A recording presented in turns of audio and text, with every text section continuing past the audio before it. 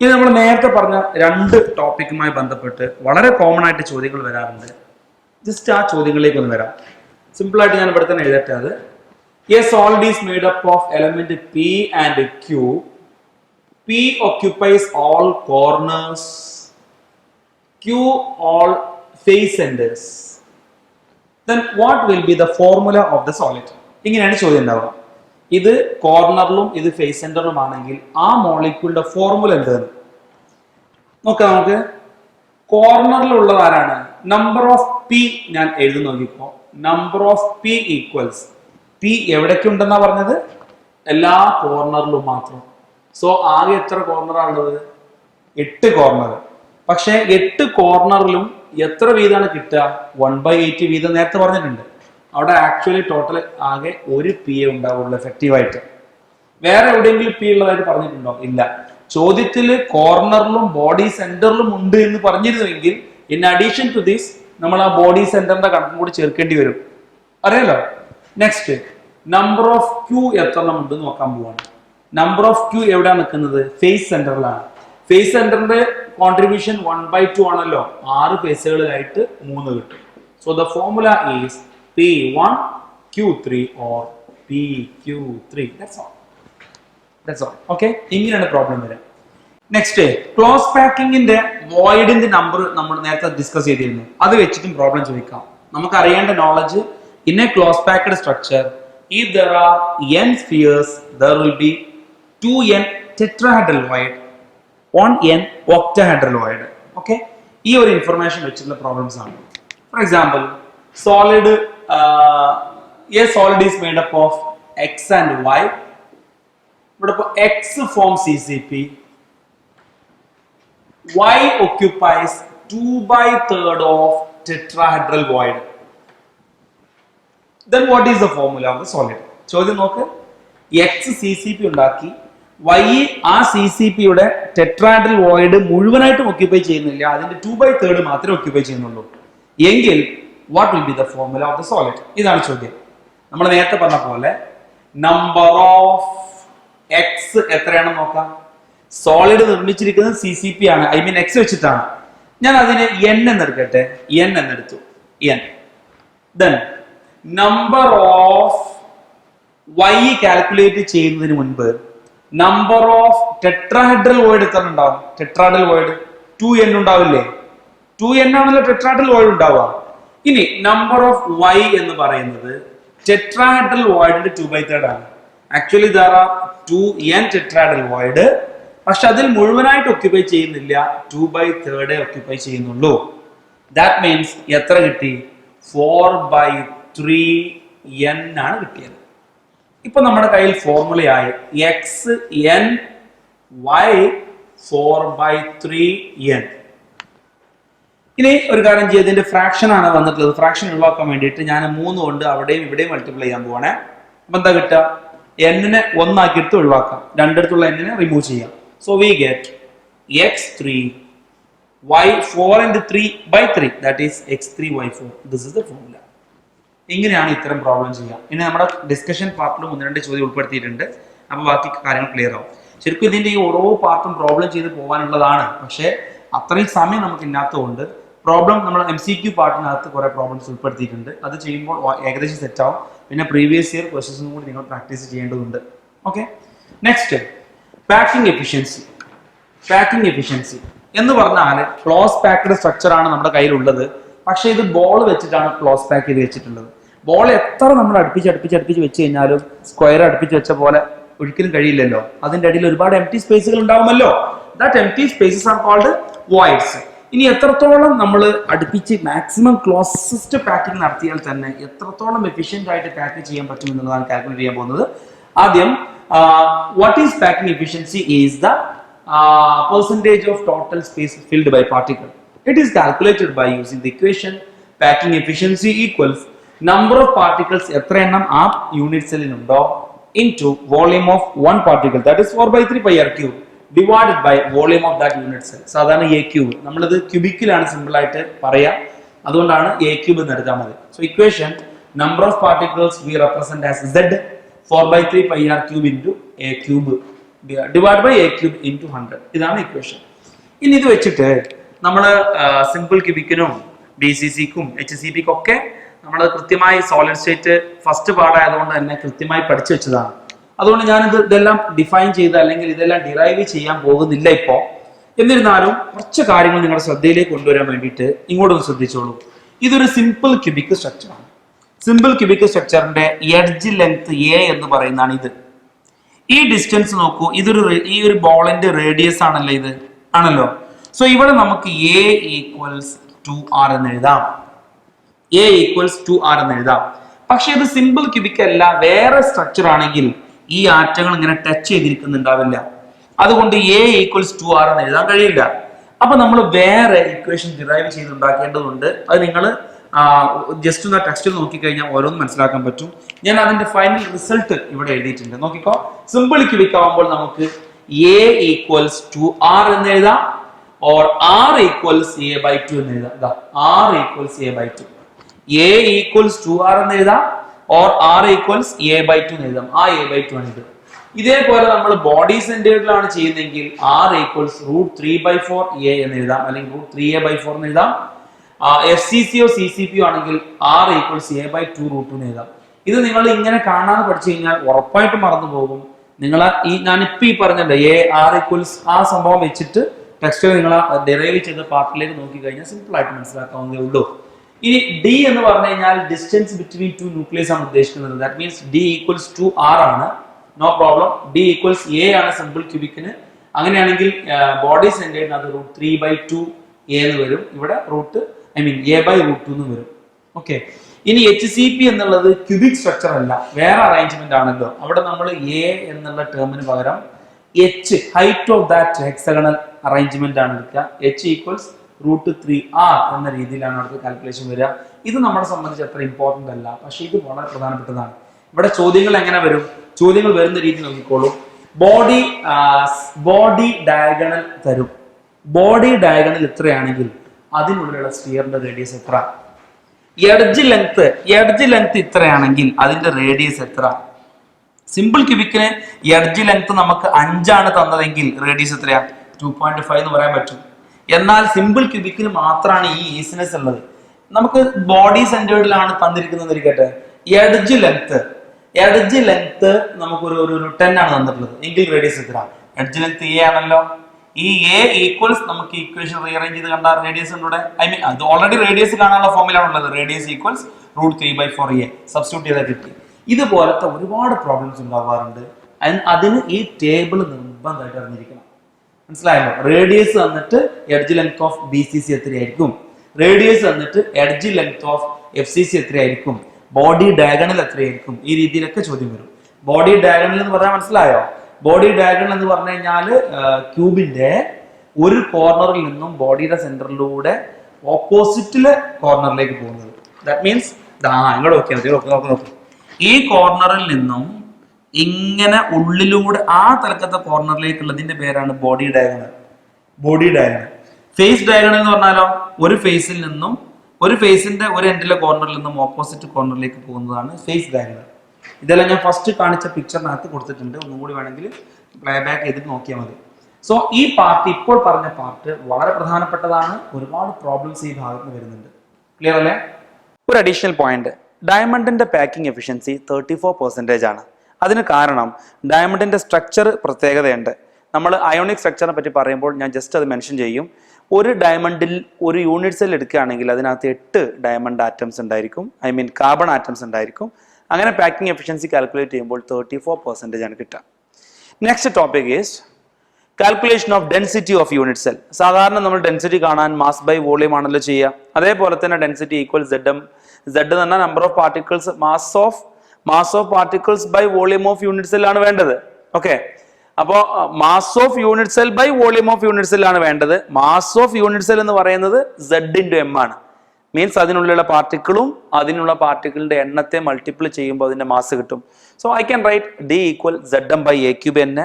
ഈ പ്രധാനപ്പെട്ട ഇക്വേഷൻ നിങ്ങൾ പറഞ്ഞു പഠിക്കുക. D equal Z M by a cube എന്നെ, D equal Z M by a cube എന്നെ, ഇതങ്ങോട്ട് ക്ലിയർ ആവുക. Where Z is a number of atoms per unit cell. നേരത്തെ പഠിച്ചു. എഫ് സി സി ആണെങ്കിൽ 4, സി സി പി ആണെങ്കിൽ 4, B C C ആണെങ്കിൽ 2, simple ആണെങ്കിൽ 1 എന്ന രീതിയിൽ പഠിച്ചു. സെഡ് എം മാസ്, അത് ആറ്റം ഏതാണോ അതിനനുസരിച്ച് മാറും. എ ക്യൂബ് എന്ന് പറഞ്ഞു കഴിഞ്ഞാൽ എഡ്ജ് ലെങ്ത്തിന്റെ ക്യൂബ്.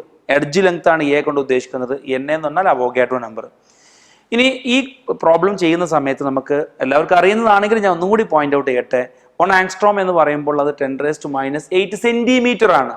കാരണം നമുക്ക് ഡെൻസിറ്റി ഇവിടെ ഗ്രാം പെർ സെന്റിമീറ്റർ ക്യൂബിലൊക്കെ തരാം. സെന്റിമീറ്ററിൽ നിൽക്കുമ്പോൾ അതിനെ കൺവേർട്ട് ചെയ്യണത് പ്രത്യേകം മനസ്സിലാക്കുക. നിങ്ങളുടെ മനസ്സിൽ ഇതുണ്ടാവും, ഇത് വെച്ച് പ്രോബ്ലം ചെയ്ത് പോയിട്ട് ഉത്തരം തെറ്റി പോരുത്. 10⁻⁸ സെന്റിമീറ്റർ ക്യൂബ്. അതേപോലെ പൈക്കോമീറ്റർ ആണെങ്കിൽ 10⁻10 സെന്റിമീറ്റർ ക്യൂബ്. മീറ്റർ ക്യൂബ് അല്ല, സെന്റിമീറ്റർ. 1 നാനോമീറ്റർ ഈക്വൽസ് 10⁻7 സെന്റിമീറ്റർ എന്ന ഈ കണക്ക് നിങ്ങളുടെ മനസ്സിലുണ്ടായിരിക്കണം. വളരെ സിമ്പിൾ നോളജ് ആണ്, പറഞ്ഞതേ ഉള്ളൂ. ഇനി നമ്മളോട് ഇങ്ങനെ ചോദിക്കാം, എക്സ് ഗ്രാം വസ്തുവില് എത്ര ആറ്റംസ് ഉണ്ടെന്ന്. Number of atoms in X gram if density is given. ഒന്നുമില്ല, ചോദിച്ചത് ഇതാണ്, തന്നിട്ടുള്ളത് ഇത്. അപ്പൊ എന്ത് ചെയ്താൽ മതി, ഇതിങ്ങോട്ടും എക്സ്ചേഞ്ച് ചെയ്താൽ പോരെ. Z X by a cube D, Z X by a cube D. X ഗ്രാമിൽ എത്ര നമ്പർ ഓഫ് പാർട്ടിക്കിൾസ് ഉണ്ടെന്ന് ചോദിച്ചാൽ equation Z X by a cube D. ഇനി നമ്പർ ഓഫ് യൂണിറ്റ് സെല്ലാണ് ഇൻ എക്സ് ഗ്രാമിൽ ചോദിച്ചതെങ്കിൽ X N A by Z M, X N A by Z M എന്ന equation വെച്ചിട്ട് പ്രോബ്ലം ചെയ്യാൻ പറ്റും. വളരെ പ്രധാനപ്പെട്ട ഈ ഏരിയയിൽ നിന്ന് ഒരുപാട് ചോദ്യങ്ങൾ ചോദിച്ചിട്ടുണ്ട്. നമ്മളിപ്പോൾ ചോദ്യം ചെയ്യാൻ നിൽക്കുന്നില്ല. ഇതിന്റെ തിയറി വലിയ പാർട്ടാണ്. ഇപ്പോഴേ നമ്മൾ കുറേ സമയം കൺസ്യൂം ചെയ്തു. ഇനി ഇതിന്റെ പ്രോബ്ലം ചെയ്യാനുണ്ട്. ഓക്കെ, ആ പ്രോബ്ലംസ് MCQ ചെയ്യുമ്പോൾ ഇതൊക്കെ വരുന്നുണ്ട്. അപ്പോൾ നമുക്ക് കുറേയൊക്കെ സെറ്റ് ആയിക്കോളും. Next topic is defect. Defect or imperfection. നിങ്ങൾക്ക് വളരെ എളുപ്പമുള്ള ഒരു ടോപ്പിക് ആയതുകൊണ്ട് തന്നെ ഈ പാഠത്തിൽ ഏറ്റവും നിങ്ങൾ പഠിച്ചിട്ടുണ്ടാവാതിരിക്കാനുള്ള സാധ്യത ഈ പാർട്ടാണ്. ഡിഫക്റ്റ് എന്ന് പറഞ്ഞു കഴിഞ്ഞാൽ ഒരൊറ്റ സോളിഡും പെർഫെക്റ്റ്ലി ഐഡിയൽ അല്ല എന്ന് പറഞ്ഞു കഴിഞ്ഞാൽ എല്ലാ പാക്കിങ്ങും ക്ലോസ് പാക്കിങ്ങും ഒക്കെ വളരെ റെഗുലറായിട്ട് പെർഫെക്റ്റ് ആയിട്ടുള്ള സോളിഡ് ഇല്ല. ഇനി ഇറഗുലാരിറ്റീസ് ഉണ്ടായിരിക്കും. That irregularities in the regular arrangement of solids are called defect. ഈ ഡിഫക്റ്റ് നമ്മൾ 3 രീതിയിലാണ് ക്ലാസിഫൈ ചെയ്യുന്നത്. ഒന്ന് സ്റ്റോയിഷ്യോമെട്രിക് ഡിഫക്റ്റ് എന്ന് പറഞ്ഞു കഴിഞ്ഞാൽ ഡിഫക്റ്റ് സംഭവിക്കുക വഴി മോളിക്യൂളിന്റെ സ്റ്റോയിഷ്യോമെട്രി കേടുവരില്ല. For example sodium chloride defect സംഭവിച്ചാലും NaCl എന്ന ഫോർമുല, സംഭവിക്കുന്നതിന് മുൻപും NaCl ഫോർമുല. മറ്റൊന്നാണ് നോൺ സ്റ്റോയിഷ്യോമെട്രിക് ഡിഫക്റ്റ്. ഇത് പ്രശ്നമുണ്ട്. ഡിഫക്റ്റ് സംഭവിച്ചു കഴിഞ്ഞാൽ ഫോർമുല മാറും. NaCl 0.9 എന്നോ, മുൻപ് NaCl, ശേഷം NaCl 0.9 അല്ലെങ്കിൽ NaCl 1.1. കണ്ടോ, സ്റ്റോയിഷ്യോമെട്രിക് റേഷ്യോ മാറി. മറ്റൊന്നാണ് ഇംപ്യൂരിറ്റി ഡിഫക്റ്റ്, മീൻസ് ഫോറിൻ ആറ്റങ്ങൾ വന്നിട്ടുണ്ടാകുന്ന ഡിഫക്റ്റുകൾ. ജസ്റ്റ് ഒന്ന് ഡിസ്ക്രൈബ് ചെയ്യാം. സ്റ്റോയിഷ്യോമെട്രിക് ഡിഫക്റ്റ് പ്രധാനമായും 2 രീതിയിലാണുള്ളത്, ഫ്രങ്കൽ ഡിഫക്റ്റും ഷോർട്ട് കീ ഡിഫക്റ്റും. ഫ്രങ്കൽ ഡിഫക്റ്റ് എന്ന് പറയുമ്പോൾ അത് ഡിസ്ലൊക്കേഷൻ ആണ്. ആറ്റംസ് അതിന്റെ ഒറിജിനൽ സൈറ്റിൽ നിന്നും ഇന്റർസ്റ്റീഷ്യൽ സൈറ്റിലേക്ക് കയറിയിരിക്കുക. എന്നാൽ ഷോർട്ട് കീ ഡിഫക്റ്റ് കാറ്റിയോണും ആനിയോണും മിസ്സായി പോകുന്നതാണ്. ഈ ഫ്രങ്കൽ ഡിഫക്റ്റിന്റെ പ്രത്യേകത, കാറ്റിയോൺ വളരെ ചെറുതും ആനിയോൺ നല്ലോണം വലുപ്പം ഉണ്ടാകുമ്പോഴാണ് അത് സംഭവിക്കുക. അപ്പോഴല്ല ഇന്റർസ്റ്റീഷ്യൽ സൈറ്റിൽ കയറി ഇരിക്കാൻ പറ്റുള്ളൂ ഒരാൾ ചെറുതായിരിക്കുമ്പോൾ. എന്നാൽ ഇവിടെ രണ്ടും ഒരേ സൈസ് ആയിരിക്കും, അപ്പോഴാണ് മിസ്സിങ് സംഭവിക്കുക. ഇവിടെ ജസ്റ്റ് ഡിസ്ലൊക്കേഷന് സംഭവിക്കുന്നുള്ളൂ, അതുകൊണ്ട് ഡെൻസിറ്റിയിൽ ചേഞ്ച് ഇല്ല. എന്നാൽ ഇവിടെ ഡെൻസിറ്റി കുറയും. നോക്കൂ, ഇവിടെ ഡൈഇലക്ട്രിക് കോൺസ്റ്റന്റ് കൂടും. These are found in weak ionic solid with low R+R-, that means radius ratio and coordination number. ഇത് കാണാൻ കോർഡിനേഷൻ നമ്പർ കുറഞ്ഞ വീക്ക് ആയിട്ടുള്ള അയോണിക് സോളിഡിലാണ്. എന്നാൽ ഇവരാണെങ്കിലോ found in strong ionic compound with high radius ratio and coordination number. Okay, ഇനി രണ്ടാമത്തതിലേക്ക് പോവുകയാണെങ്കിൽ മെറ്റൽ നോൺ സ്റ്റോയിഷ്യോമെട്രിക് ഡിഫക്റ്റിൽ മെറ്റൽ എക്സസ് ഡിഫക്റ്റും മെറ്റൽ ഡെഫിഷ്യൻസി ഡിഫക്റ്റും ഉണ്ടല്ലോ. എന്താണ് മെറ്റൽ എക്സസ് ഡിഫക്റ്റ് എന്ന് പറഞ്ഞു കഴിഞ്ഞാൽ? മെറ്റൽ എക്സസ് ഡിഫക്റ്റ് എന്ന് പറഞ്ഞു കഴിഞ്ഞാൽ ഡിഫക്റ്റ് സംഭവിക്കുക വഴി അതിൽ മെറ്റലിന്റെ എണ്ണം കൂടുതലായിരിക്കും. ഇത് 2 രീതിയിൽ സംഭവിക്കാം. ഒന്ന് ഡ്യൂ ടു ആനയോൺ വേക്കൻസി. എന്ന് പറഞ്ഞാൽ ഇപ്പോൾ സോളിഡ്സ് ലൈക്ക് സോഡിയം ക്ലോറൈഡിനൊക്കെ നമ്മൾ ഹീറ്റ് ചെയ്യുകയാണെന്നിരിക്കട്ടെ, in presence of their vapours. Sodium ക്ലോറൈഡിനെ സോഡിയം വേപ്പേഴ്സിൽ ഹീറ്റ് ചെയ്ത് കഴിഞ്ഞാൽ ഈ സോഡിയം പുറത്തുള്ള മെറ്റൽ ഇതിന്റെ സർഫസിൽ വന്ന് ഡെപ്പോസിറ്റ് ചെയ്യും.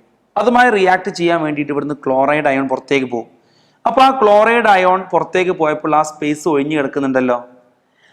അങ്ങനെ ഈ ക്ലോറൈഡ് അയോൺ ഈ സോഡിയവുമായിട്ട് റിയാക്ട് ചെയ്യുമ്പോൾ ഈ സോഡിയം ഒരു ഇലക്ട്രോണിനെ റിലീസ് ചെയ്തിട്ട് അവിടെ ഒരു സോഡിയം ക്ലോറൈഡ് ഉണ്ടാവുകയും ഈ മൈനസ് പുറത്ത് വിടുകയും ചെയ്യും. കണ്ട, ഇതിപ്പോ Na ആണ്. Na ക്ലോറൈഡുമായി റിയാക്ട് ചെയ്യില്ല, പകരം Na പ്ലസ് ആ റിയാക്ട് ചെയ്യുക. അപ്പൊ ആദ്യം ഈ Na ഇവിടുന്ന് ഒരു ഇലക്ട്രോൺ വിടും, എന്നിട്ട് Na പ്ലസ് ആകും. ആ Na പ്ലസും Cl മൈനസും കമ്പൈൻ ചെയ്തിട്ട് NaCl ആകും. ആ ഇലക്ട്രോണ് ഈ ക്ലോറിൻ പോയി ഒഴിഞ്ഞെടുക്കുന്ന ഈ ഗ്യാപ്പിലേക്ക് വന്നിരിക്കും. ഈ ആനയോണിക് സൈറ്റിൽ ഇലക്ട്രോൺ ട്രാപ്പ് ചെയ്തിരിക്കുന്ന ഇതിന്റെ പേരാണ് എഫ് സെന്റർ. ഈ എഫ് സെന്റേഡ് ഇലക്ട്രോണ് ലൈറ്റുമായിട്ട് ഇന്ററാക്ട് ചെയ്യുമ്പോൾ കളർ ഉണ്ടാകും. സോഡിയം ക്ലോറൈഡ് ആണെങ്കിൽ യെല്ലോ കളറും, പൊട്ടാസ്യം ക്ലോറൈഡ് ആണെങ്കിൽ വയലറ്റ് കളറും, ലിഥിയം ക്ലോറൈഡ് ആണെങ്കിൽ പിങ്ക് കളറുമാണ് ഉണ്ടാവുക. ഈ കളർ ഓർത്ത് നോക്കുമല്ലോ. സോ അതിന് കാരണം ഈ എഫ് സെന്റേഡ് ഇലക്ട്രോൺ ലൈറ്റുമായിട്ട് ഇന്ററാക്ട് ചെയ്യുന്നത് കൊണ്ടാണ്. ഇവിടെ നോക്കൂ, ഇവിടെ ഒരു മെറ്റൽ എക്സസ് ആവുകയാണ് ചെയ്തത്. പുറത്തുനിന്നൊരു മെറ്റൽ വന്നു, ആ മെറ്റലുമായി റിയാക്ട് ചെയ്യാൻ ക്ലോറൈഡ് അയൺ പുറത്തേക്ക് പോയതാ. സോ എഫക്റ്റീവ്ലി ഇതിനകത്ത് സോഡിയത്തിന്റെ അളവ് കൂടുതലാണ്. അതുകൊണ്ട് ഇതിനെ മെറ്റൽ എക്സസ് ഡിഫക്റ്റ് കാറ്റഗറിയിലാണ് വരിക. That is metal excess defect due to extra, that means due to anion vacancy. Means ഒരു ആനിയോൺ വേക്കൻസി വന്നിട്ടുണ്ട്, അതാണ് അങ്ങനെ. ഇനി metal excess defect due to extra cation, അങ്ങനെ ഒരു സംഭവം ഉണ്ട്, ഡ്യൂ ടു എക്സ്ട്രാ കാറ്റയോൺ. ഇതെന്താ സംഭവം എന്നറിയോ? സോളിഡ്സ് ലൈക്ക് സിങ്ക് ഓക്സൈഡ് നമ്മൾ ഹീറ്റ് ചെയ്യുകയാണെന്നിരിക്കട്ടെ. ഹീറ്റ് ചെയ്ത് കഴിഞ്ഞാൽ അവിടുന്ന് ഓക്സിജൻ ഗ്യാസ് ആയിട്ട്, ഓക്സിജൻ ആറ്റമായിട്ട് അവിടുന്ന് പുറത്തേക്ക് പോകും. കണ്ട, ഈ ഓക്സിജൻ ഗ്യാസ് പുറത്തേക്ക് പോകുമ്പോൾ അവിടെ ഇലക്ട്രോൺ റിലീസ് ചെയ്യും. ഈ റിലീസ് ചെയ്ത ഇലക്ട്രോൺ ഇതേപോലെ കളർ ഉണ്ടാക്കും. അത് വേറെ, കളർ ഉണ്ടാക്കാൻ ഈ ഇലക്ട്രോൺ കാരണമാകും. ഇപ്പൊ നോക്കി, ഈ ഡിഫക്റ്റ് സംഭവിക്കുക വഴി സിങ്കിന്റെ എണ്ണം ഇതിൽ കൂടിയ പോലായി. മീൻസ് ഓക്സിജന്റെ എണ്ണം കുറഞ്ഞല്ലോ, അപ്പൊ സിങ്കിന്റെ എണ്ണം കൂടുതലായി. അതാണ് ഡ്യൂ ടു എക്സ്ട്രാ കാറ്റയോൺ എന്ന് വിളിക്കുന്നത്. സോ ഇതാണ് മെറ്റൽ എക്സസ് ഡിഫക്റ്റ്. ഇനി മെറ്റൽ ഡെഫിഷ്യൻസി ഡിഫക്റ്റ് നിങ്ങൾ പഠിച്ചിട്ടുണ്ടാകും. Non stoichiometric solids like Fe.98O, nickel 0.96O etcetera possess metal deficiency defect. കണ്ടോ, അവിടെ മെറ്റലിന്റെ അളവ് കുറവാണ്. അതാണ് മെറ്റൽ ഡെഫിഷ്യൻസി ഡിഫക്റ്റ് എന്ന് വിളിക്കുന്നത്. ഇനി ഇംപ്യൂരിറ്റി ഡിഫക്റ്റ്. ഇംപ്യൂരിറ്റി ഡിഫക്റ്റ് എന്ന് പറഞ്ഞു കഴിഞ്ഞാൽ നമ്മളൊരു സോളിഡ് ഇങ്ങനെ ഫോം ചെയ്യുന്നതിന്റെ ഇടയിൽ ഫോറിൻ ആറ്റംസ് കയറി വരുമ്പോൾ അവിടെ എന്ത് ചെയ്യും? ഡിഫക്റ്റ് സംഭവിക്കും. ഫോർ എക്സാമ്പിൾ, ഇപ്പൊ നമ്മുടെ അടുത്ത് ഒരു സോഡിയം ക്ലോറൈഡ് തന്നെയാണെന്നിരിക്കട്ടെ. ഇത് ഞാൻ plus minus plus minus plus minus ഇങ്ങനെ ജസ്റ്റ് കാണിച്ചിരിക്കുകയാണ്. ഇതിൽ ഈ പോസിറ്റീവ് സിംബൽസ് സോഡിയത്തിനെയും നെഗറ്റീവ് ക്ലോറിനെയാണ് സൂചിപ്പിക്കുന്നതിരിക്കട്ടെ. ഇപ്പോൾ ഇതിലേക്ക് സ്ട്രോൺഷ്യം കാറ്റയോൺ വന്നു എന്നിരിക്കട്ടെ ഇതിന്റെ ഫോർമേഷൻ സ്റ്റേജിൽ. അപ്പോൾ ഒരു സ്ട്രോൺഷ്യം അയോണിന്റെ പ്രത്യേകത 2 ചാർജ് ഉണ്ട് എന്നുള്ളതാണ്. 2 പോസിറ്റീവ് ചാർജ് ഉണ്ട് ഒരു സ്ട്രോൺഷ്യത്തിന്. അപ്പോൾ ഒരു സോഡിയത്തെ മാറ്റിയിട്ട് അങ്ങോട്ട് 2 സ്ട്രോൺഷ്യം, ഒരു സ്ട്രോൺഷ്യം വന്നു. ദാറ്റ് മീൻസ് 2 പോസിറ്റീവ് ചാർജ് വന്നു. അപ്പോൾ ഒരു സ്ട്രോൺഷ്യം വരുമ്പോൾ ഒരു സോഡിയം എല്ലാം മാറേണ്ടി വരാം, 2 സോഡിയം മാറേണ്ടി വരും. കണ്ടോ? ഇങ്ങനെ ഫോറിൻ ആറ്റം വരുന്നത് വഴി ഉണ്ടാകുന്ന ഡിഫക്റ്റിന്റെ പേരാണ് എന്ത്? Impurity defect. കണ്ടോ, ഇതിപ്പോ സ്ട്രോൺഷ്യം ആറ്റം വന്നപ്പോൾ ഇവിടെ ഒരു സ്പേസ് വേക്കന്റ് ആയല്ലോ. ഇതിപ്പോ ഡിഫക്റ്റഡ് ആയി. ഒരു സോഡിയത്തിന്റെ ചാർജ് 1+ ആണ്, പക്ഷെ ഒരു സ്ട്രോൺഷ്യത്തിന്റെ ചാർജ് 2+ ആണ്. അപ്പോൾ ഒരു സ്ട്രോൺഷ്യം വരുമ്പോൾ 2 സോഡിയം മാറി കൊടുക്കേണ്ടി വരും. ഒരു സൈറ്റിലെ സ്ട്രോൺഷ്യത്തിന് നിൽക്കാൻ പറ്റുള്ളൂ. അപ്പോൾ ഒരു വേക്കൻസി ക്രിയേറ്റ് ചെയ്തു. ഇങ്ങനെ ഉണ്ടാകുന്ന ഡിഫക്റ്റിന്റെ പേരാണ് impurity defect. Okay, that's all. ഇതാണ് ഡിഫക്റ്റിനെ പറ്റി പറയാനുള്ളത്. Next, electrical properties of solids. നമുക്കറിയാം, സോളിഡ്സ് അതിന്റെ ഇലക്ട്രിക്കൽ നാച്ചറിന്റെ അടിസ്ഥാനത്തിൽ കണ്ടക്ടർ എന്നും ഇൻസുലേറ്റർ എന്നും സെമി കണ്ടക്ടർ എന്നും ക്ലാസിഫൈ ചെയ്യാം. അതിന്റെ ഇലക്ട്രിക്കൽ കണ്ടക്ടിവിറ്റിയുടെ മെഷർമെന്റിന്റെ ഓർഡറും കൊടുത്തിട്ടുണ്ട്. ഇത് നിങ്ങൾ വായിക്കുക. ഇനി സെമി കണ്ടക്ടർ എന്ന് പറഞ്ഞാൽ എന്താ വസ്തു? കണ്ടക്ടിവിറ്റി കണ്ടക്ടറിന്റെയും ഇൻസുലേറ്ററിന്റെയും ഇടയിലുള്ള ആളുകളാണ്. മുൻപേ നിങ്ങൾ വളരെ കൃത്യമായി പഠിച്ചതാണ്. ഫിസിക്സിൽ നിങ്ങൾക്ക് ഒരു ചാപ്റ്റർ തന്നെ ഉണ്ട് ഇതിനെപ്പറ്റി പഠിക്കാൻ. എനിവേ, സെമി കണ്ടക്ടേഴ്സിന് എക്സാമ്പിൾ ആണ് സിലിക്കൺ, ജെർമേനിയം എന്നുള്ളത് അറിയാലോ. ഇവരെ ഇൻട്രിൻസിക് സെമി കണ്ടക്ടേഴ്സ് എന്ന് വിളിക്കും. സെമി കണ്ടക്ടേഴ്സിന്റെ കണ്ടക്ടിവിറ്റി ഇൻക്രീസ് ചെയ്യാൻ അതിലേക്ക് എക്സ്റ്റേണൽ ഏജന്റുകൾ ആഡ് ചെയ്താൽ മതി. ആ പ്രോസസ്സിന്റെ പേരാണ് ഡോപ്പിംഗ്.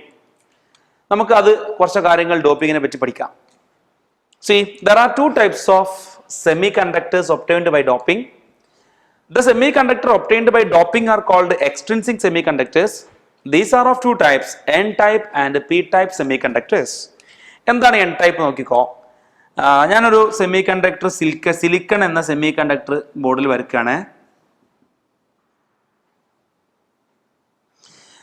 ഇതൊരു നോർമൽ സിലിക്കൺ എന്ന സെമി കണ്ടക്ടറിന്റെ ഒരു ക്രിസ്റ്റൽ സ്ട്രക്ചർ ആണെന്ന് ഇരിക്കട്ടെ. ഇതിലിപ്പോ ഒരു സിലിക്കന്റെ വാലൻസി 4 ആയതുകൊണ്ട് എല്ലാവരും അതിന്റെ 4 വാലൻസി വീതം ബോണ്ട് ചെയ്തിരിക്കുന്ന കോവാലന്റ്ലി ബോണ്ട് ചെയ്തിരിക്കുന്നതാണ് നിങ്ങൾ ഇപ്പോൾ കാണുന്നത്. ഇനി നമ്മൾ ഇതിനകത്തേക്ക് ഫോറിൻ ആയിട്ട് ഏതെങ്കിലും ഒരു ആറ്റം കൊടുത്തിടാണെന്ന് ഇരിക്കട്ടെ. ഇത് ഗ്രൂപ്പ് 14 എലമെന്റ് ആണല്ലോ silicon. Silicon, carbon, silicon, germanium, tin, lead ഇവരാണ് ഗ്രൂപ്പ് 14 ആളുകൾ.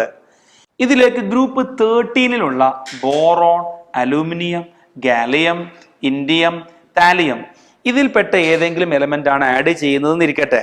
ഞാനിപ്പോൾ ഒരു എക്സാമ്പിൾ ഗാലിയം ആഡ് ചെയ്തു. ഗാലിയത്തിന്റെ വാലൻസി എത്രയാണ്? ഗാലിയത്തിന്റെ വാലൻസി 3 ആണ്. ഞാൻ ആ 3 വാലൻസി ഇവിടെ കാണിക്കട്ടെ. 1 2 3. ഇപ്പൊ എന്താ ഉണ്ടായതെന്ന് അറിയാമോ?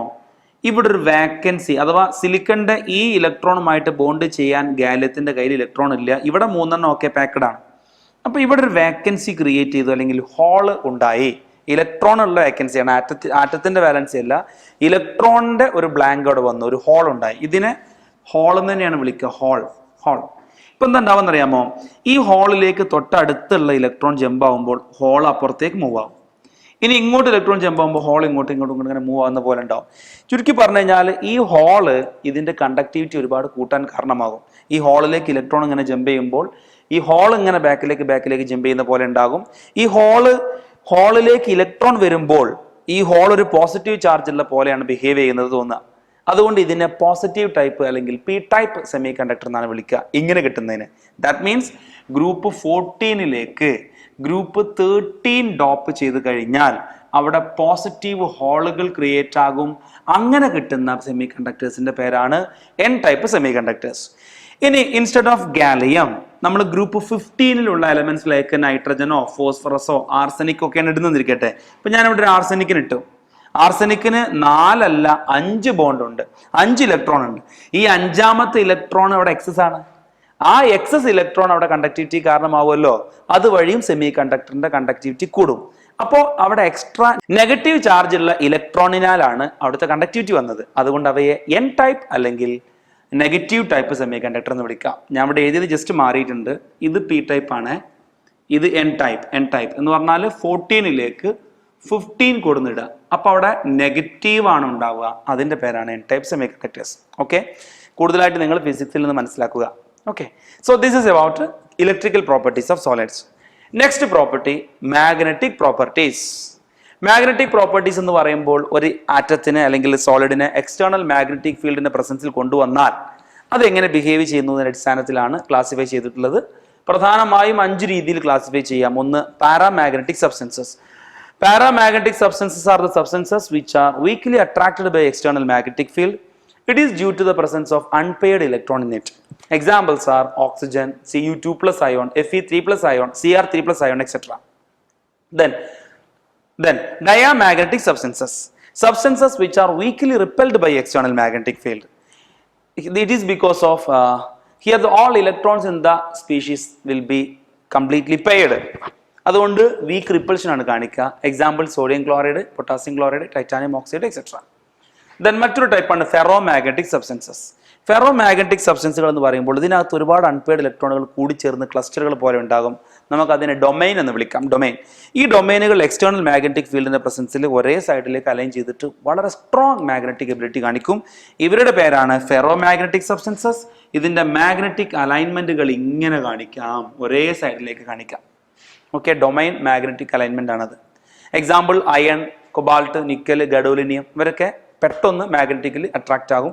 One more important point about this is these can be permanently magnetised. That means magnet remove ചെയ്ത് കഴിഞ്ഞാലും മാഗ്നറ്റിക് എബിലിറ്റി ആ സോളിഡിനകത്ത് നിലനിൽക്കുന്ന രീതിയിലാണ് ഫെറോ മാഗ്നറ്റിക് സബ്സ്റ്റൻസുകൾ ഉണ്ടാവുക. ഇനി മറ്റൊന്ന് ഫെറി മാഗ്നറ്റിക് സബ്സ്റ്റൻസസ്.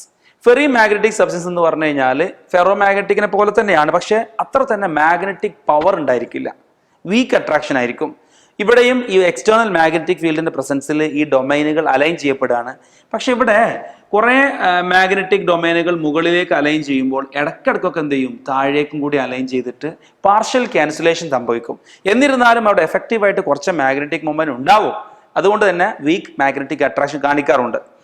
എക്സാമ്പിൾ ആണ് മാഗ്നറ്റൈറ്റ്, ദെൻ ഫെറൈറ്റിലേക്ക് MgFe2O4, ZnFe2O4. ഇതിങ്ങനെ ആലോചിച്ചാൽ മതി.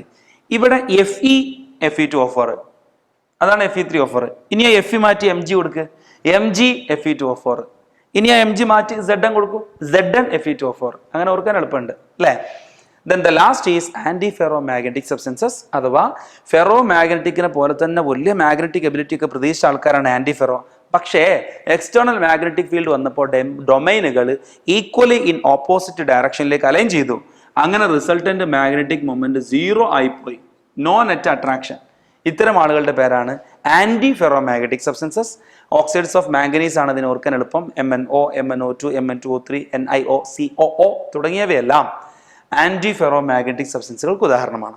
ഓക്കെ, ഇനി some important ionic solid. NCERT ബുക്കിനകത്ത് ഡയറക്റ്റ് മെൻഷൻ ചെയ്യാത്തതും എന്നാലോ ചോദ്യ പേപ്പറുകളിൽ സാധാരണ കാണുന്നതുമായ ഒരു ടോപ്പിക്കാണിത്. നല്ലോണം ശ്രദ്ധിക്കുക. ഇമ്പോർട്ടൻ്റ് ആയിട്ടുള്ള കുറച്ച് അയോണിക് സോളിഡുകളുടെ സ്ട്രക്ചറാണ് പറയാൻ പോകുന്നത്. നോക്കിക്കോ, റോക്ക് സാൾട്ട് സ്ട്രക്ചർ എന്ന പേരിൽ അറിയപ്പെടുന്നത് സോഡിയം ക്ലോറൈഡിന്റെ സ്ട്രക്ചറിനെയാണ്. ഈ സ്ട്രക്ചറിൽ വേറെയും ഒരുപാട് കോമ്പൗണ്ടുകൾ ഉണ്ട്. പക്ഷെ നമുക്ക് ചോദ്യം തരൽ എങ്ങനെ ആയിരിക്കും എന്നറിയാമോ? റോക്ക് സാൾട്ട് സ്ട്രക്ചർ ആണ് AB-ക്കുള്ളത് എങ്കിൽ അതിന്റെ എഡ്ജ് ലെങ്ത് ഇങ്ങനെയാണെങ്കിൽ അതെങ്ങനെ എന്ന രീതിയിലൊക്കെയാവും ചോദ്യം പോവുക. ഇതിന്റെ കുറച്ച് കാര്യങ്ങൾ ശ്രദ്ധിച്ചോളൂ.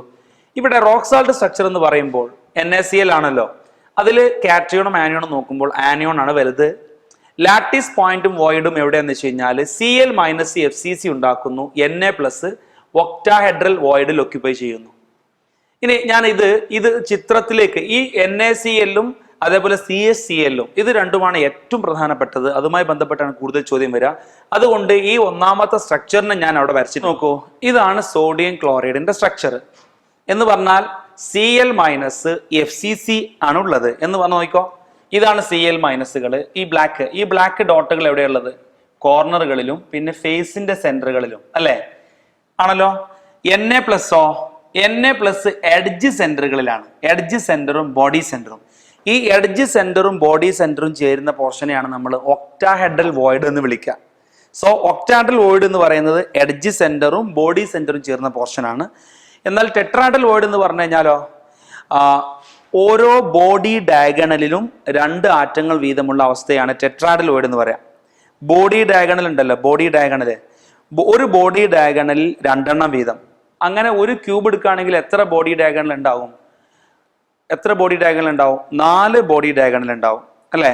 ഒരു കോർണറിൽ നിന്നും നേരെ ഓപ്പോസിറ്റ് സൈഡിലേക്ക് വരുന്നത്, പിന്നെ അതിൻ്റെ തന്നെ ഓപ്പോസിറ്റ് സൈഡിലേക്ക് അതിൻ്റെ മുകളിൽ നിന്ന് താഴേക്ക് പോകുന്നത്, പിന്നെ ഓപ്പോസിറ്റ് സൈഡിൽ നിന്നുള്ളത്. മൊത്തം 4 ബോഡി ഡയഗണലാണ് ഉണ്ടാവുക ഒരു ക്യൂബിനകത്ത്.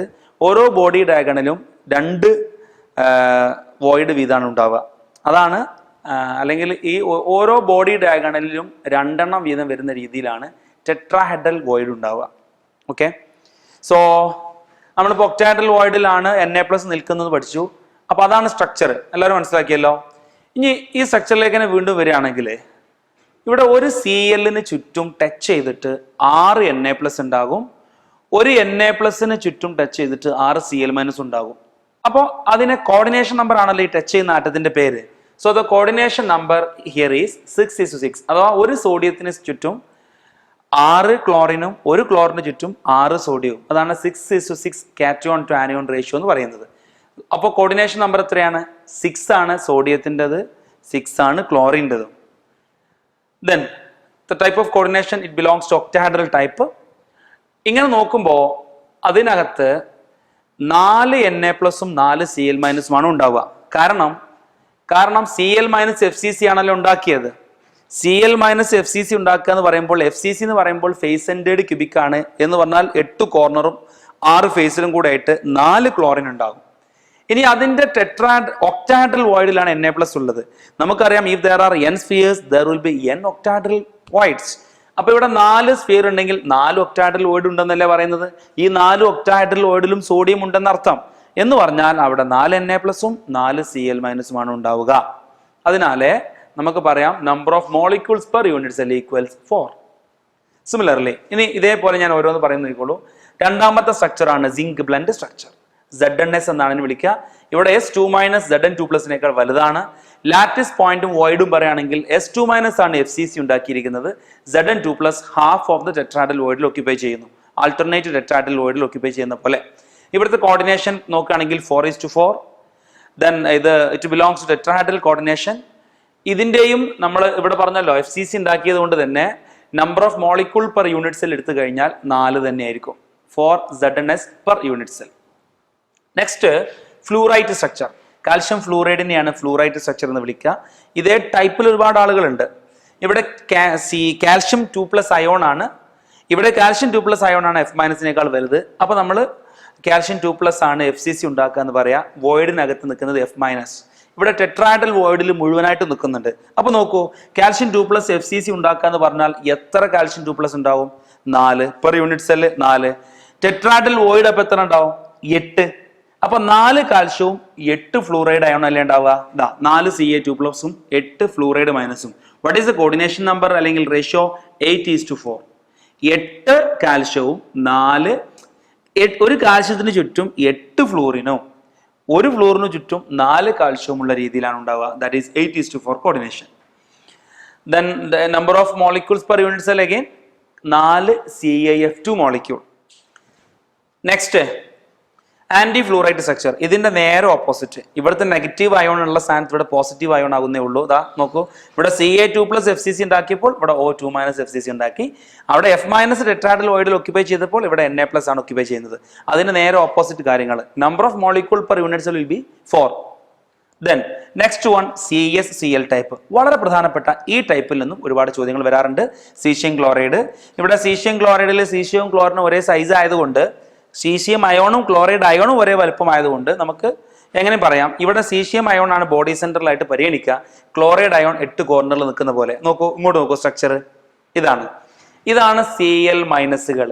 That is Cl- forms structure. That is body centred സ്ട്രക്ചറിന്റെ കോർണറിൽ Cl- അയോണും ബോഡി സെന്ററിൽ Cs+ നിൽക്കുന്ന രീതിയിലാണ്. ഈ റെഡ് ഇൻഡിക്കേറ്റ് ചെയ്യുന്നത് സീഷ്യം അയോണും 8 കോർണറിൽ നിൽക്കുന്നത് ക്ലോറൈഡ് അയോണുമാണ്. ഓക്കെ, തിരിച്ചു വരാം. അപ്പൊ എങ്ങനെ ഉണ്ടാവും നോക്കിക്കോ. ഒരു ക്ലോറിന് ചുറ്റും 8 സീഷ്യം അയോൺ ഉണ്ടാകും. ഒരു സീഷ്യത്തിന് ചുറ്റും 8 ക്ലോറൈഡ് അയോൺ ഉണ്ടാകും. ഒന്നുകൂടി സ്ട്രക്ചറിലേക്ക് നോക്കൂ.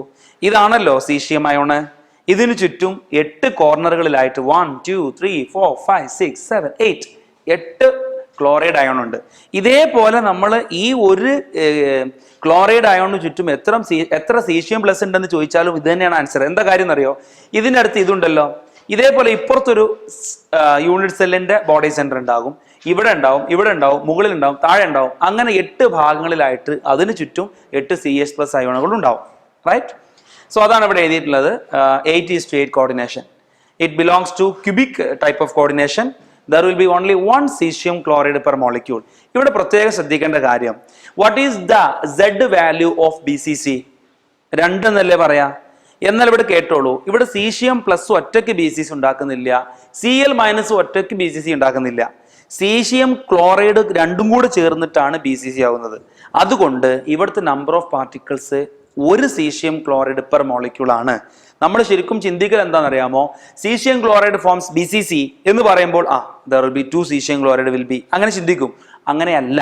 സീഷ്യം ക്ലോറൈഡിൽ സീഷ്യം പ്ലസ് ബോഡി സെന്ററിനകത്തും Cl- 8 കോർണറിലുമായിട്ടാണ് കാണപ്പെടുന്നത്. ഇത് രണ്ടും കൂടെ ചേർത്തിട്ടാണ് ഒരു മോളിക്യൂൾ ആവുന്നത്. ഓക്കെ, അതുകൊണ്ട് number of caesium chloride per molecule is equal to 1 and it is not equal to 2. Clear? Z value for cesium chloride is only 1. അതാണ് എഴുതിയിട്ടുള്ളത്, 1 cesium chloride per molecule. ഇനി അവസാനത്തെ ഒരു സ്ട്രക്ചർ ആണ് ഡയമണ്ടിന്റെ സ്ട്രക്ചർ. അത്ര important അല്ലെങ്കിലും ഞാൻ പറയാം ജസ്റ്റ്. ഡയമണ്ടിന്റെ സ്ട്രക്ചർ നോക്കുകയാണെങ്കിൽ ഈ സ്ട്രക്ചർ ഉണ്ടല്ലോ, സിങ്ക് ബ്ലെൻഡ് സ്ട്രക്ചർ, ഇതേപോലെ തന്നെയാണ്. പക്ഷെ ഇവിടെ സൾഫൈഡ് അയോണിന്റെ സ്ഥാനത്തും കാർബൺ, സിങ്ക് 2+ അയോണിന്റെ സ്ഥാനത്തും കാർബൺ. അതാണ് എഴുതിയിട്ടുള്ളത്. കാർബൺ FCC ഉണ്ടാക്കുന്നു, കാർബൺ ഓഫ് ദ ടെട്രാഡൽ വോയിഡിൽ ഒക്യുപ്പൈ ചെയ്യുന്നു. അങ്ങനെ ഒരു യൂണിറ്റ് സെൽ എടുത്തു കഴിഞ്ഞാൽ അതിനകത്ത് 8 കാർബൺ ആറ്റംസ് ഉണ്ടായിരിക്കും. അതിന്റെ number of molecules per unit cell വേണമെങ്കിൽ 8 എന്ന് പറയാം. Okay, these are the important ionic solid. ഇനി ഈ ടേബിൾ നിങ്ങൾ ഒന്ന് എഴുതിയെടുത്ത് മനസ്സിലാക്കി വെക്കുന്നത് നല്ലതാണ്. ഈ ഭാഗത്തുനിന്ന് ചോദ്യങ്ങൾ വരാറുണ്ട്. എക്സ്ക്ലൂസീവ്ലി ഈ പാർട്ട് റോക്ക് സോൾട്ട് സ്ട്രക്ചറും സീഷ്യം ക്ലോറൈഡ് സ്ട്രക്ചറും നല്ലോണം മനസ്സിലാക്കി പഠിക്കണം. ഇനി ഇവിടുന്ന് ബന്ധപ്പെടുത്തുന്ന കുറച്ച് പ്രോബ്ലംസിലേക്ക് കുറച്ചും കൂടി എളുപ്പമാക്കാൻ വേണ്ടിയിട്ട് ഞാനൊരു കുറച്ച് പോയിന്റ്സ് ഈ സൈഡിലേക്ക് നോട്ട് ചെയ്തിട്ടുണ്ട്. ഇങ്ങോട്ട് നോക്കൂ. നമ്മൾ മുൻപേ പഠിച്ചു relation between R and A in elemental solid. Like നമ്മൾ നേരത്തെ പഠിച്ചല്ലോ, ക്യൂബിക് സ്ട്രക്ചർ ഒക്കെ പഠിച്ചല്ലോ. അതിലുള്ള കോർണറിലും ഫേസ് സെന്ററിലും ബോഡി സെന്ററിലും ഒക്കെ നിലനിൽക്കുന്നത് എലമെന്റുകളാണെങ്കിൽ, ഐ മീൻ അയോൺ അല്ല, ആറ്റമിക് സ്പീഷീസ് ആണെങ്കിൽ നമുക്ക് അവിടെ പറയാം സിമ്പിൾ ആണെങ്കിൽ, സിമ്പിൾ ക്യൂബിക് ആണെങ്കിൽ 2r ഈക്വൽസ് എ, FCC ആണെങ്കിൽ 4r equals root 2a, BCC ആണെങ്കിൽ 4r ഈക്വൽസ് റൂട്ട് 3a. ഇതെല്ലാം നമ്മൾ അപ്പോൾ പഠിച്ചു കഴിഞ്ഞതാണ്. എന്നാൽ ionic solids like NaCl, CSCl ഈ ടൈപ്പ് ആണെങ്കിൽ നമുക്ക് സിമ്പിൾ ആവുമ്പോൾ 2r ഈക്വൽസ് എ എന്ന് പറഞ്ഞ പോലെ ഇവിടെ പറയാൻ കഴിയില്ല. നോക്കിക്കോ, NaCl ടൈപ്പിന്റെ സ്ട്രക്ചർ ഇവിടെ ഉണ്ടായതുകൊണ്ട് എളുപ്പമാണ്. ആക്ച്വലി നിങ്ങൾ മനസ്സിലാക്കേണ്ടത് ഈ ആറ്റങ്ങൾ തമ്മിൽ ടച്ച് ചെയ്തിരിക്കുന്നു എന്നുള്ളതാണ്. അണ്ടർസ്റ്റാൻഡ് ചെയ്യാൻ വേണ്ടിയിട്ട് നമ്മൾ ദൂരാക്കി വരച്ചു എന്നുള്ളൂ. ആക്ച്വലി ദീസ് ആറ്റംസ് ടച്ച് ചെയ്യുന്നുണ്ട്, ഇതൊക്കെ ടച്ച് ചെയ്യുന്നുണ്ട്. അപ്പൊ അങ്ങനെയാണെങ്കിൽ ഇങ്ങോട്ട് നോക്കിക്കോ, ഞാൻ ജസ്റ്റ് ഒന്നും കൂടി വലുതാക്കി വരയ്ക്കട്ടെ കൺസെപ്റ്റ് മനസ്സിലാകാൻ വേണ്ടിയിട്ട്. ഈ ആറ്റവും ഇതേപോലെ വലുതായി നിൽക്കുകയാണ്, ഈ ആറ്റം ടച്ച് ചെയ്യുന്നുണ്ട്. അങ്ങനെയാണെങ്കിൽ ഈ ഡിസ്റ്റൻസ് r അല്ലേ വരിക, ഈ ആറ്റത്തിന്റെ റേഡിയസ്. ഇത് ഇങ്ങോട്ടും r എടുത്തു കഴിഞ്ഞാൽ, ഞാൻ പറഞ്ഞു ഇവർ ടച്ച് ചെയ്തിട്ടാണ് നിൽക്കുന്നതെങ്കിൽ ഈ ടോട്ടൽ ഡിസ്റ്റൻസിന് 2r എന്നെടുത്തൂടെ. അതേപോലെ ഈ ടോട്ടൽ ഡിസ്റ്റൻസിന് 2r എന്നെടുത്തൂടെ.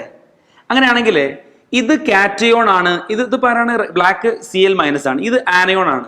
സോ ഇവിടെ ഒരു r മൈനസ് ഉണ്ട്, ഇവിടെയും ഒരു r മൈനസ് ഉണ്ട്. സോ 2r മൈനസ് ആയി. പ്ലസ് ഇവിടെ ഒരു r പ്ലസ് ഉണ്ട്, ബിക്കോസ് റെഡ് Na പ്ലസ് ആണ്. ഇങ്ങോട്ടും ഒരു പ്ലസ് ഉണ്ട്. Are you clear? ഇത് ഇങ്ങനെയാണല്ലോ ഉള്ളത്, കറക്റ്റ് പറഞ്ഞാൽ ഇങ്ങനെയാണുള്ളത്. r minus, r plus, r plus, r minus. That means 2r മൈനസും 2r പ്ലസും. 2r minus plus 2r plus ചെയ്താൽ കിട്ടുന്നത് ഈ ലെങ്ത് അല്ലേ, ഈ ടോട്ടൽ ലെങ്ത് അല്ലേ. And this length we termed as a, edge length a. So we can write 2r plus plus r minus equals a. കണ്ടോ, ഇവിടെ വ്യത്യസ്തമായ രീതിയിലാണ് കിടക്കുന്നത്. ഇതേപോലെ സീഷ്യം ക്ലോറൈഡ് നമ്മൾ ചെയ്യുമ്പോൾ we will get 2 into r plus r minus equals root 3a. ഈ value ഒക്കെ കാണാതെ പഠിച്ചു കഴിഞ്ഞാൽ ടപ്പേന്ന് പ്രോബ്ലം ചെയ്യാൻ കഴിയും. ചോദ്യം എങ്ങനെ ഉണ്ടാവുക? Crystal AB have cesium chloride structure. അതിന്റെ എഡ്ജ് ലെങ്ത് ഇത്രയാണെങ്കിൽ what will be the length of cation, radius of cation, what will be the radius of anion എന്ന രീതിയിലൊക്കെ പ്രോബ്ലംസ് ഉണ്ടാവും. സോ ഇതാണ് അവിടത്തേക്കൊക്കെ വേണ്ടുന്ന ഇക്വേഷൻസ്. ഓക്കെ.